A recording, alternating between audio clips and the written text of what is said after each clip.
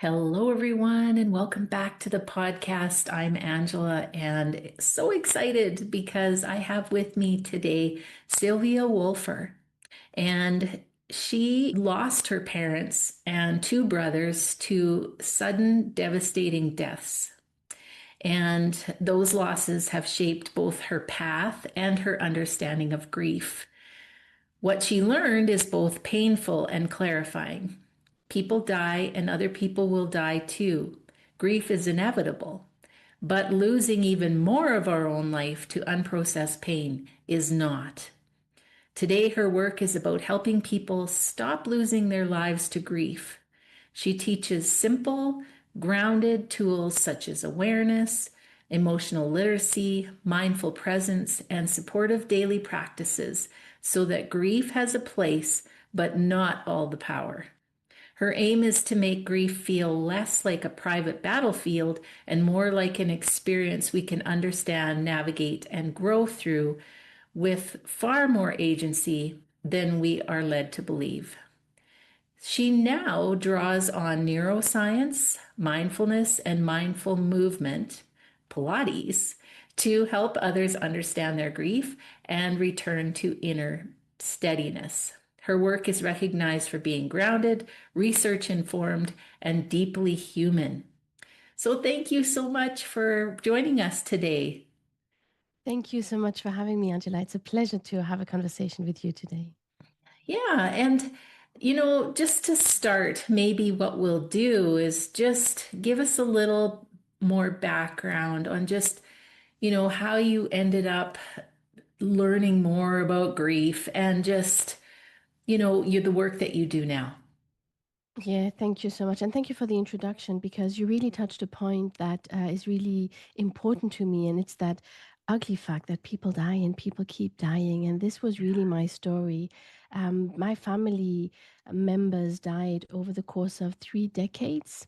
And my dad died when I was 7, and then suddenly a heart attack. And then my younger brother died. He was 16, I was 17. It was a road accident, so just as sudden. And then just before lockdown, my older brother died in a car crash as well. And that's when I got angry because, it sounds silly, but you feel like, okay, I've had my share. Yes. And then it happens again, and you think, this is the wrong movie. Like, this is hitting the wrong family. That can't be. Not us again, and not these horrible sudden circumstances.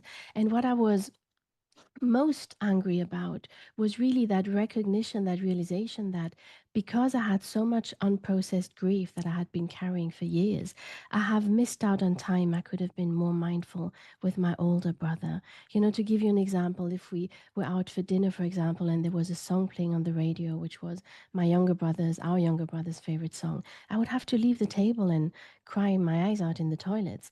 And had I had the tools back then that I have now, I would have been able to savor time I had with my older brother more mindfully, more consciously. And this is really something that guided me to do my work because people do die and you never know what's going to happen, even though we might feel like I've had my share and I've had my grief and I've cried my tears. Well, it might happen again. And so for me, it's really important to help people understand that and just not let grief take more away than it already has. Yeah. And I'm hearing more and more stories, and maybe it's just because, I do these interviews for the podcast, but I just, multiple griefs and multiple losses, like you're talking about. And yeah, it seems really unfair for that to be happening with the same family over and over. And so I think it'll be inspirational and give people a lot of hope to talk to someone like yourself and to just, glean how you have been able to move through that and do the work that you do. Yeah. So what does unattended grief look like? We talk about um, the process of grief and people don't really understand it. They get into this place where they've had this loss, and I think for myself I just felt like I would just figure it out, right? It's like, well, I don't know what to do, but I guess I'll just figure it out. But over time, it can really wear us down. So tell us a little bit more about that. Yes, you put it beautifully how over time it can wear us down because that's really what it is. Even though on the outside we might look like we're functioning, we show up, we do the things that need to be done, inside we feel on edge and we feel like grief can ambush us out of nowhere. And there's a fear associated with that because we're constantly bracing for the next wave of grief to hit us at a time that is completely unpredictable, that can be anywhere, anytime. And this is exhausting for the nervous system. And quite often it translates into, irritability, sleep disruptions, appetite and digestive disruptions, withdrawal from social life, just these things that sneak in, that creep up slowly over time, and we don't necessarily realize, but we're just not as um, happy. I mean, happy is probably not the right word, but as serene as we could be. And we're completely at the mercy of grief. I think that's really one of the points that I realized in my life. I felt like grief was ruling my life. Grief was Mhm. the boss in my life. And I stopped reading novels. I stopped going to the movies. I was reluctant to go to cafes or restaurants. I didn't want to hear stories. I stopped watching the news. Like anything that could trigger my grief, I would avoid. But then you end up not living anymore, you know? Mhm. And that change happened when I really started to dive into the literature and the science and to understand what is actually going on in the brain and in the body. And I've practiced mindfulness meditation and Pilates for many, many, many years. So I had the feeling that I was quite in tune with my body, with my emotions. But grief just disrupts everything so profoundly, so brutally, that even if you think you've had, that awareness, you might have to relearn all of that. And diving into the science helped me get some kind of not control, but stability. When the whole world crumbled, I was holding on to data, facts, studies, research. That seemed like something very pragmatic and practical and real life, while everything else was just collapsing. Mhm. Yeah. And, I think a lot of people go searching at some point for answers to what's happening. But like you say, we can go on for a long time without really realizing the effect that it's having on us. And I truly think that at the root of a lot of problems people have, there is this grief that is there that they don't realize is underlying everything, and we don't put a label on grief other than the loss of a person, right? So we often don't realize that when our kids grow up and go to university that we are actually experiencing grief. You're experiencing loss, any change, moving. I think about, the kids in the school because I was an educator, how the teachers would move on, and either they would move out of the school or they would, the kids would have to move to a new teacher. And I was thinking, even that would cause a certain sense of loss, so there's so much that we can learn from this. Yes, absolutely. And it's a conversation that really needs to open up because grief doesn't spare anyone. Everyone, unless you're the person dying young, you're very, very likely to lose someone dear to you at some stage. And this is also interesting because, grief feels very lonely. And it's good to remind ourselves sometimes that most people surrounding you may have experienced grief as well at some point, but we just don't talk about it really. We shy away from grief, which was what I was doing as well. I was shying away from grief because I didn't want to burden people, And when my younger brother died, I was a teenager. And as a teenager, you just don't talk about these things. And that was 30 years ago. So things were very, very different back then. But I found that understanding what's going on in the brain and in the body was helpful first because it validated my experience. I felt less isolated because I realized that I was not crazy for still wanting to call my brother. I was not crazy, for still feeling that he might walk through the door just in a second. And that was quite reassuring in a way as well to see the data. This is what happens. Our brains are actually beautiful organs, and we have a three-dimensional map, for the relationships we have in our life to anyone we know in our life. And it is a time, space, and connection map. So with every person you will have these clues. So if I ask you, for example, where your children are, you're very likely to be able to give me an answer. And if I ask you, well, when will you see them again, you will know when you will see them again. And if I ask you about your connection, you know how close you are to them. And the same goes for your favorite barista. You might know when you will see them, where you will see them. But if, for example, one of your children travels to the other side of the world, you kind of expect to hear from them within a time frame, right? And if that time frame is exceeded, then you will start to worry. Whereas if the barista goes on a travel, you will not be worried to not hear from them. So this is very deeply ingrained in our brains. And these notions of time and space are what disappears when we lose a loved one, because we won't see them again. They won't reappear at a certain time at a certain place. And this is what is so hard for the brain to grasp. And this is where the brain needs time to recalibrate. Time and knowledge, I would say, because the awareness of it helps a lot. But what does remain is the connection.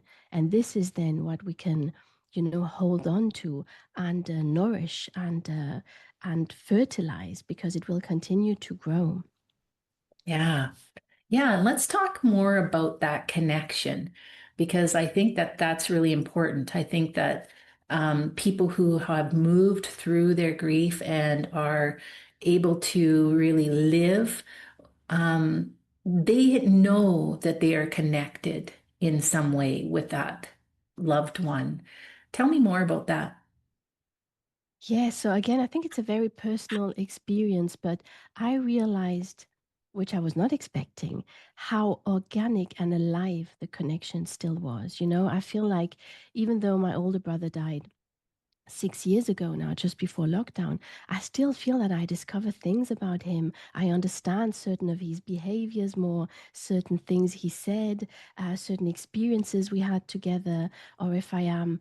I have a lot of imaginary conversations with him, and I get the answers. I know because I know him so well, or maybe because he does give me the answers, we will never know.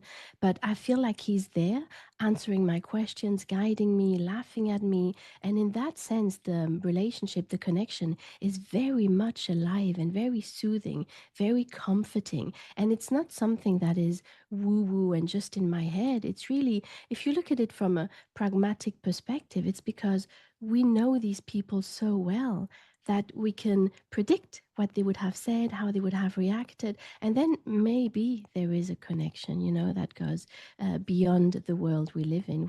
We will never know, but in that sense, however you see it, from whichever angle you see it, the connection and the love are still growing, are still evolving, and are still very alive. And that's quite reassuring, I find. Yeah, and I think people find ways to honor that connection in that life that was lived, and they are able to find some comfort through that. And I know myself from my own personal experience, just doing what I do now somehow honors him in a way because he loved to listen to people's stories. He loved Mm. to just like strike up a conversation with a stranger and just find out about them. And I never understood that. I was more of an introvert, kind of shy, and I was like, okay, well, we'll let him do his thing, but like this is not how I you know, and now, I find myself in this space and I'm thinking, wow, I have this understanding about the joy that that brought him, right? And and I think, he would be really fascinated with all of these stories as well. So how can people do some daily practices and things that'll actually help them feel better and more grounded while they're grieving? Well, the first thing I would recommend, and it does sometimes come as a surprise, is to tend to the body. You know, when grief is so brutal and so disruptive, and it just your world crumbles, and it's very hard to work with emotions, with thoughts, with feelings, because it's all too painful and too overwhelming. So it's important to remember that our home is our body and our soul and our heart are linked. And if we can't tend to our emotions, to our heart, we can always come back to our body. And that will translate in simple things, really the basics, trying to eat real food, trying to develop a bedtime routine, even though sleep is disrupted and it's difficult to sleep. By starting to have a regular bedtime routine, you will support your body to find better sleep. Getting morning daylight if possible, because that sets the circadian rhythm, which then helps to manage emotions a little bit better. Being hydrated, it sounds silly, but it's so important. You know, there's that scientist Lisa Feldman Barrett, she's specialized in emotions, and she talks about the body budget, which is a really interesting concept, where she explains that if our body budget is depleted, our emotions will be heightened, our negative emotions, our difficult emotions. And by body budget, she means things like sleep, hydration, proper nutrients. But what is also important is to really be selective on the people you surround yourself with, and to really give yourself grace and allow yourself to just be around people who nourish you, who feel calming, who feel helpful, because you may have experienced the same. Grief completely changes the constellation of the people around us. And some people of whom we thought were our best friends will struggle to show up for us. And other people who might not have seemed as important will turn out to be amazingly supportive. So it's important to just switch off the pragmatic brain and stop thinking, oh, but she's my best friend, I should feel good with her. Well, maybe you won't. So just allow yourself to listen to that as well. So tending to the body and surrounding yourself with people who nourish you. I love that.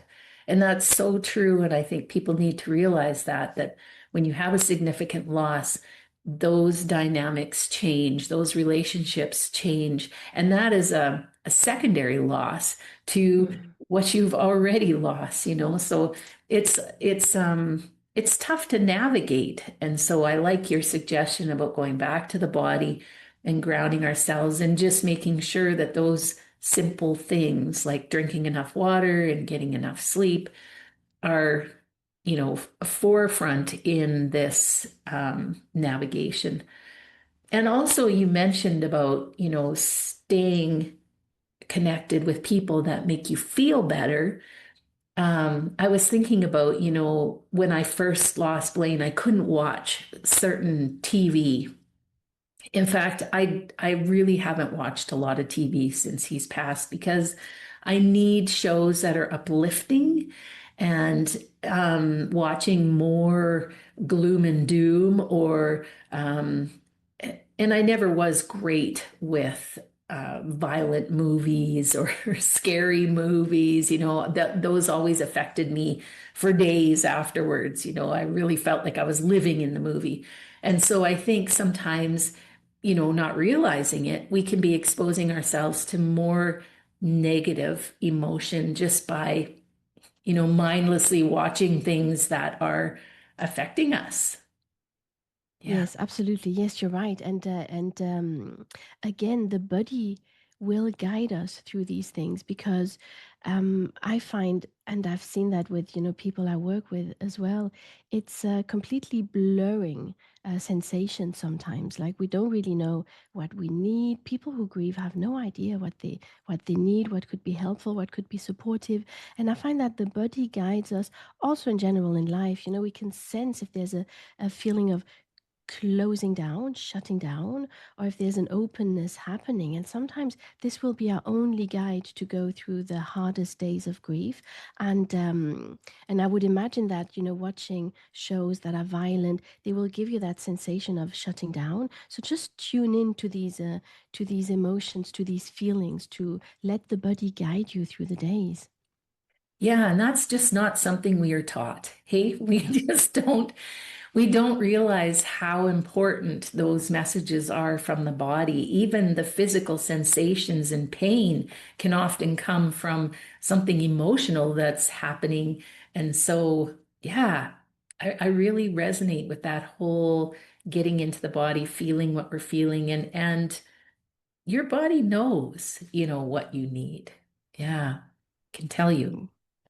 Yes, the body has an incredible wisdom, and this is why I include mindful movement in my work as well, because I found it.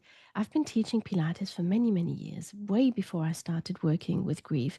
And surprisingly, I found that the greatest benefit I got from Pilates, uh, besides the physical benefits and you may be more flexible and a bit stronger and more mobile, I found that it helped me to really tune into my body. And I realized that in our Western societies, we are not told to listen to our bodies. From a very young age, we are asked to perform. So we are asked to be faster, stronger, quicker, better, to jump higher. And when our bodies get ill, well, we just push them to be functioning again. We don't give them the time they need to rest. Whereas in other cultures, in India, for example, kids do yoga from a very young age. In Africa or South America, kids dance a lot. So moving the body is a really important part in many cultures, but just not in our culture. So we completely lose that, or we never even get that connection to the body. And I realized by doing Pilates regularly and by teaching it that I connected to my body again, and it helped me on levels I was not expecting.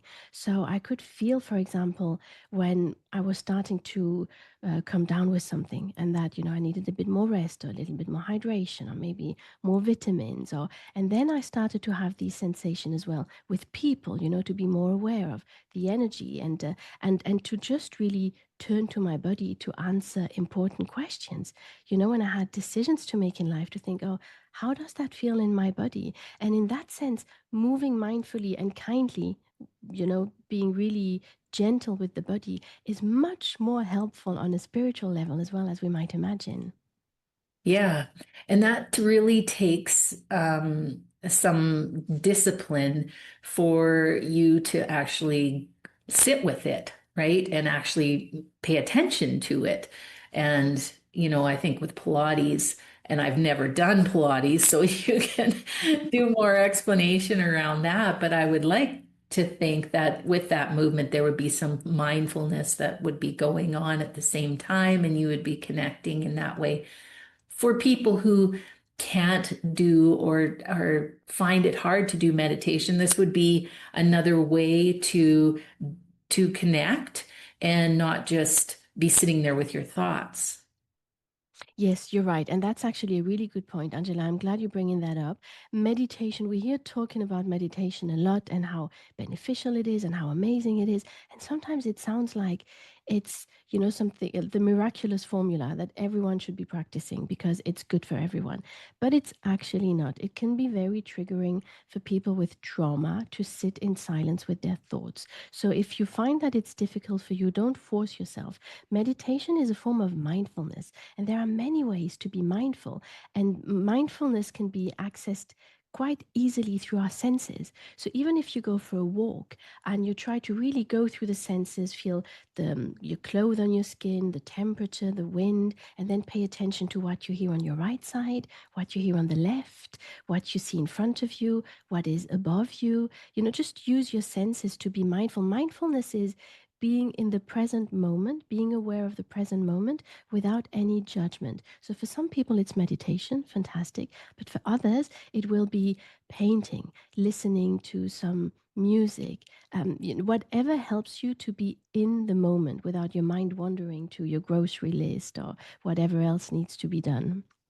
Yeah, yeah, I love that.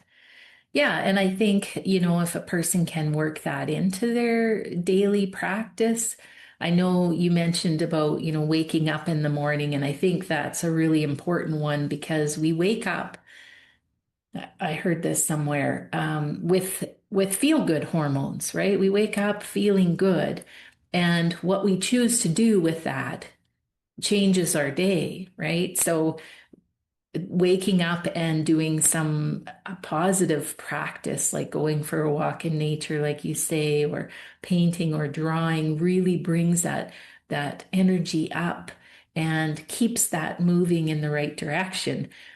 Lots of times I think people, and I was guilty of that myself, grab your phone, start scrolling through the social media posts or whatever, and there are always things in there that can bring you down very quickly. And I think it's hard to crawl out of that sometimes. So it's just to be mindful of our energies and to really pay attention to how we're feeling. Yeah, I love what you've explained there.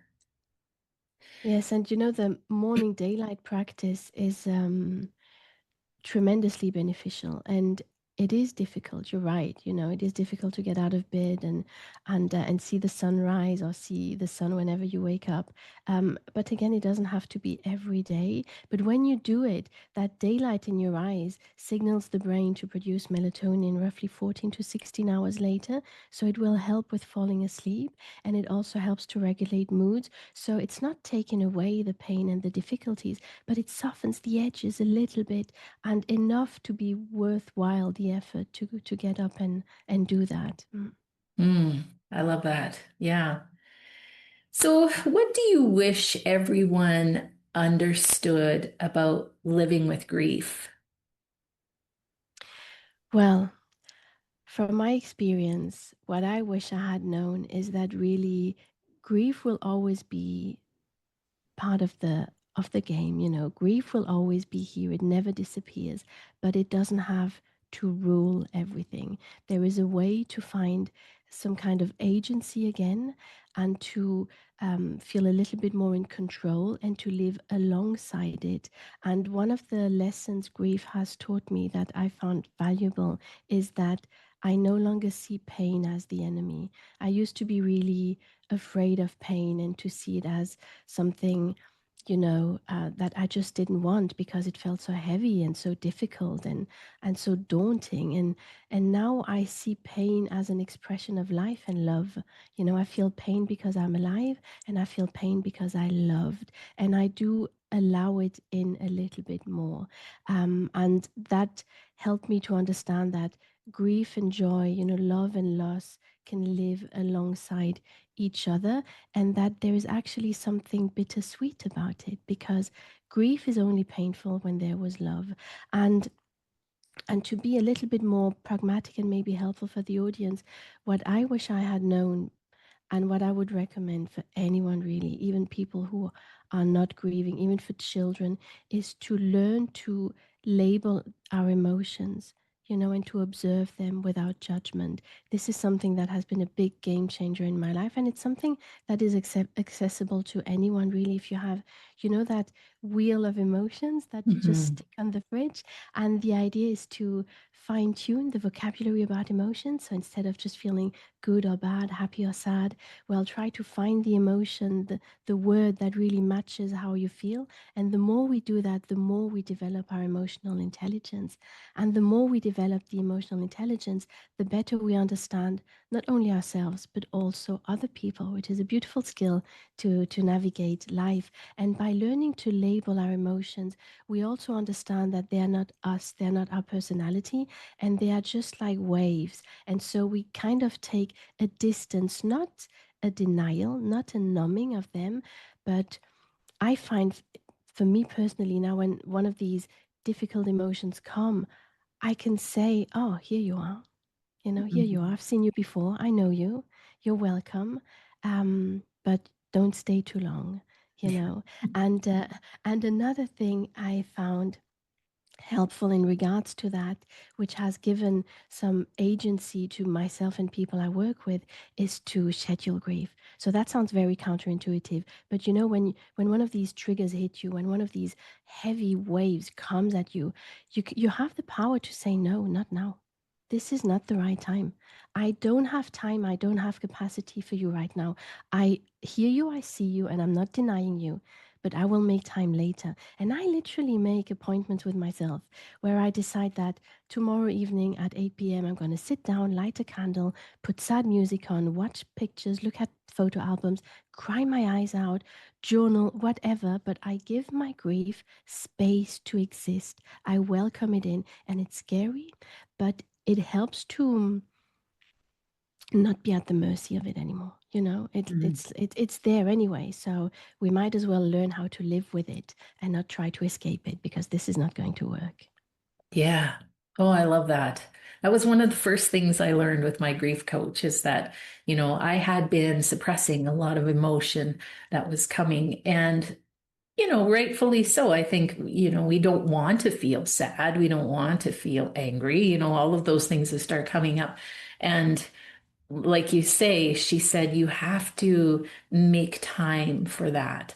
And she, explained it a very similar way. She's like, when those come in, just let them know, put them in the waiting room. She said, you can make that I waiting love room as cushy as you want. And then visit them at another time. And so I started visiting them at night and I would journal and, like you say, listen to music and just allow those experiences from the day to come back in and just like give them some space and start to really analyze what happened. And yeah, I felt lighter after that. And then when the waves came in, they weren't like a tsunami, right? It wasn't like I'd been Exactly. suppressing Yes. them for so long and they were just coming up. It was I was able to manage it. And so, yeah, what great advice. Thank you so much for that. Well, thank you for sharing your experience, because truly making time and putting these emotions in the waiting room helps to feel less scared. And being constantly scared and bracing is exhausting for the nervous system, and it's very expensive in terms of energy. So the better we are at doing this, the more energy we have for life, because life is still happening around us. Absolutely. Now, I know people are loving what you're talking about today. I know it's helpful and it's giving comfort and hope and inspiration. How can they reach out to you? How can they get more of this? Thank you for asking, Angela. Well, it's very simple. My website, my name, sylviawolfer.com, and there's all the information. And what I try to do really is to make my work accessible to as many people as possible. So there are a lot of free resources. I have a lot of guided meditations that I record myself that are free, articles, blog articles, and then I have some digital courses as well that explain what's happening in the body, what's happening in the brain, and then I also offer one-to-ones. And the one-to-ones are usually one-offs. So I used to do something a bit more, long-term and offer like a continuity in these sessions. But I realized that sometimes in grief, it's just too hard to commit. It's just too hard to make long-term plans. So now I offer one-offs to just work on what is currently happening, give a few tools, and then maybe reassess in a few months. And that's been surprisingly almost more helpful than the long-term guidance. Yeah. Oh, wow, that's amazing. Well, thank you again for taking the time today. I really appreciate it. And I know it's so good to hear someone who's been through grief and as much grief as you've been through, and to listen to the delight, your ability to help people, your passion for grief, and just, you can tell that you exude joy despite all of that. So thank you for taking the time. Thank you so much, Angela, for having me. And thank you for the work you do. Thank you for your podcast. I think it's such a necessity to open up the conversation about grief. And this is what you're doing. So thank you so much for that. Yeah, and thank you so much, everyone, for listening. And bye for now.